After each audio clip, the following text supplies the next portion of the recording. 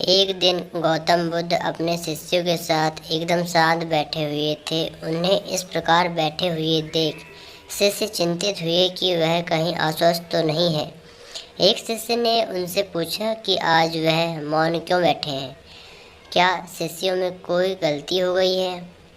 इसी बीच एक अन्य शिष्य ने पूछा कि क्या वह अस्वस्थ हैं, पर बुद्ध मौन रहे। तभी कुछ दूर खड़ा व्यक्ति जोर से चिल्लाया, आज मुझे सभा में बैठने की अनुमति क्यों नहीं दी गई। बुद्ध आंखें बंद करके ध्यान मग्न हो गए। वह व्यक्ति फिर से चिल्लाया, मुझे प्रवेश की अनुमति क्यों नहीं मिली, अनुमति नहीं दी। इसी बीच एक उदार शिष्य ने उसका पक्ष लेते हुए कहा कि उसे सभा में आने की अनुमति प्रदान की जाए। बुद्ध ने आंखें खोली और बोले, नहीं, वह अछूत है, उसे आज्ञा नहीं दी जा सकती। यह सुनकर शिष्यों को बड़ा आश्चर्य हुआ।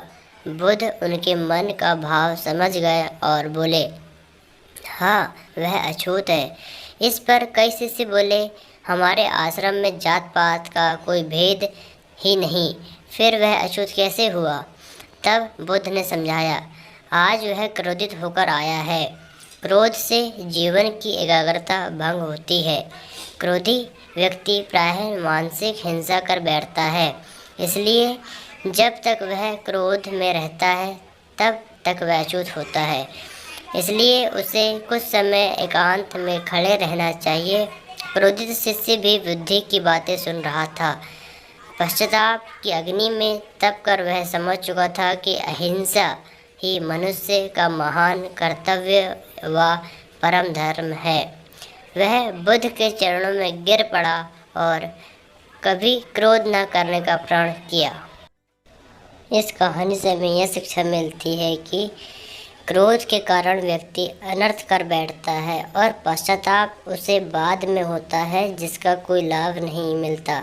इसलिए हमें क्रोध नहीं करना चाहिए। असल मायने में क्रोधित व्यक्ति अछूत होता है और उसे अकेला छोड़ देना चाहिए। क्रोध करने से तन, मन और धन तीनों की हानि होती है। क्रोध से ज़्यादा हानिकारक कोई और वस्तु नहीं है। गौतम बुद्ध।